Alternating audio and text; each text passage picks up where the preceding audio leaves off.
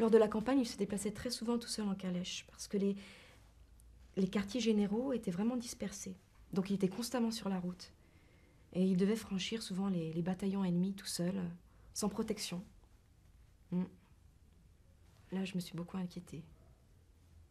Parlons, si vous le voulez bien, de sa nomination comme général Mhm. à la tête de cette armée suisse.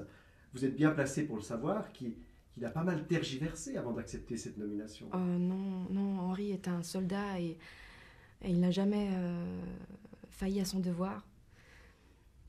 Ce qui l'inquiétait et ce qu'il ne voulait pas, c'était que les politiciens lui dictent sa conduite, surtout les radicaux fanatiques. Il voulait vraiment mener cette guerre à sa façon, sans blesser des gens désarmés, sans faire beaucoup de victimes. Et par chance, il a réussi. Oui, il a réussi, c'est même devenu un héros Mhm. national. Il a touché une forte somme d'argent Mhm. de la Diète pour ce succès. Il est maintenant connu dans toute l'Europe, il fréquente la cour de Napoléon III. Est-ce que toute cette gloire ne lui est pas montée à la tête? Oh non, absolument pas. Il est resté le même homme. C'est vrai que avant que nous recevions, qu'Henri reçoive cette somme considérable pour sa maîtrise de la guerre du Sonderbund, eh bien nous vivions de manière tout à fait modeste, avec son revenu d'ingénieur cantonal.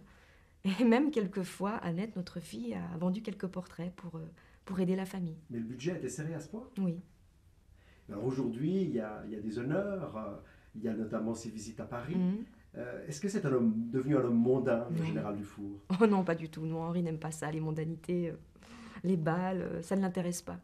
S'il se rend à la cour de Napoléon III, c'est simplement parce que Henri a été l'instructeur militaire de Napoléon. Simplement. Donc il fuit les mondanités, c'est resté un soldat. C'est resté un soldat, un bon père de famille, un très bel époux. Il est resté fidèle à lui-même.